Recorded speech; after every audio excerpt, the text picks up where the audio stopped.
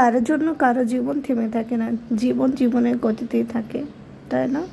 চলতেই থাকে, ভালো মন্দ মিলে মানুষের জীবন।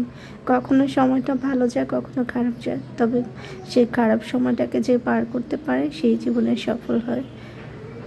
অনেক সময় দেখবেন হেরে গেছেন, একদমই হেরে যাওয়ার সম্ভাবনা অনেক বেশি, তারপর চেষ্টা করতে থাকুন, দেখবেন জিতেও যেতে পারেন। এরকম টাইপের কখনো হাল ছেড়ে দেবেন না, এটাই হলো সত্যি কথা। যাই হোক, আমি এখানে দুপুরে রান্না শুরু করে দিয়েছি আর আপনাদের সাথে গল্প করতেছি। কেমন আছেন সবাই জানিয়ে দিবেন। আজকে আমার ফ্রিজে দেখি তেমন কিছুই নাই, এই 2 পিস চিকেন রাখছিলাম, ব্রয়লার মুরগি, আর এখানে শক্ত মুরগি রাখছিলাম বেশ কয়েক পিস। তো এখন জোবার শক্ত মুরগি খেতে পারে না, আবার ব্রয়লার ছাড়া খায় না, লামি আবার ব্রয়লার খায় না। তো এখানে চিংড়ি মাছ আর বেগুন কেটে নিয়েছি, এখন রান্না বসাবো। মাংস আগে মশলাটাকে ভালো করে কষিয়ে নিয়েছি, এখন মাংসটাকে এখানে দিয়ে দিব।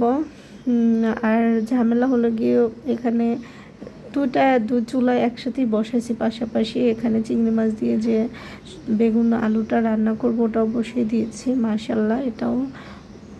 আর এই বেগুনের তরকারিটা আমি অনেক বেশি পছন্দ করে খেতে। আর এখানে মাংসে মশলা বেশি দেখার কারণ হলো গিয়ে আমি ওখানে পরে ব্রয়লার মুরগি অ্যাড করব, তো পরবর্তীতে কষিয়ে নিয়ে ব্রয়লার মুরগি অ্যাড করেছিলাম ওর সাথে, শক্ত মুরগির সাথে, যখন মাংসটা হয়ে আসছে তখন। আর এই তো এখন বিকালবেলা একটু বের হচ্ছে বাইরে, বাচ্চারা প্রচুর পরিমাণ জ্বালাচ্ছিল, কিছু ফল খাবে তাই বলে। তো এখন বের হয়ে যাচ্ছি যে কিছু ফল কিনে নিয়ে আসবো ওদের জন্য, আমিও খাবো অবশ্য, লামিও আছে বাসায়। তো বের হওয়ার সময় এত ক্লান্ত লাগতেছিল, সারাদিন পর বাইরে যেতে ইচ্ছা করতেছিল না, কেন জানি না। পরে জোরে হাঁটা দিলাম যে ক্লান্ত দূর করে ফেলবো এবার। আর এখানে এসে তরমুজ প্রায় শেষ, তারপর একটা তরমুজ নিলাম এই আঙ্কেলটার কাছ থেকে, আর কিছু লিচু নিলাম আর আম নিলাম, সব কিছুই কিনে নিলাম। ভাবলাম যে আসলে সব কিছুই কিনে নিয়ে যায় আজকে যেহেতু আসছে। আর বাসার নিচে গেলে অনেকে পাওয়া যায়, একদম কাছে আমার বাসা থেকে।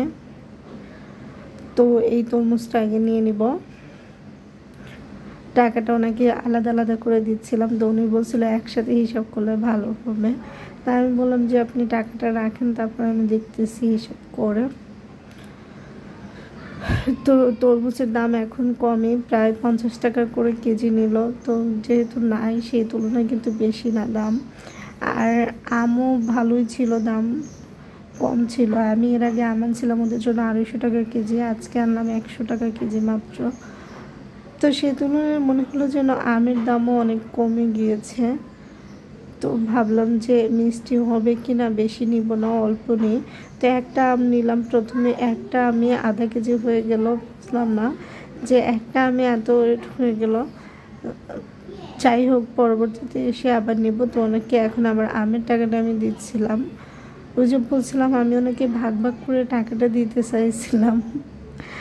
তো উনি বলছিল যে, আর এই তো বাসায় নিয়ে আসছে তরমুজ, লিচু, আম সব কিছু, আর উনি লিচুর মধ্যেই আমটা দিয়ে দিয়েছে। আর লিচুগুলোর দাম ছিল 400 টাকা শত ছিল, উনি ভালোই ছিল মোটামুটি। তবে দাম বেশি হয়েছে কিনা তোমরা কমেন্ট করে আপুরা জানাইও। আর এই তো আম আনছি একটা, যে বললাম সে একটা আম।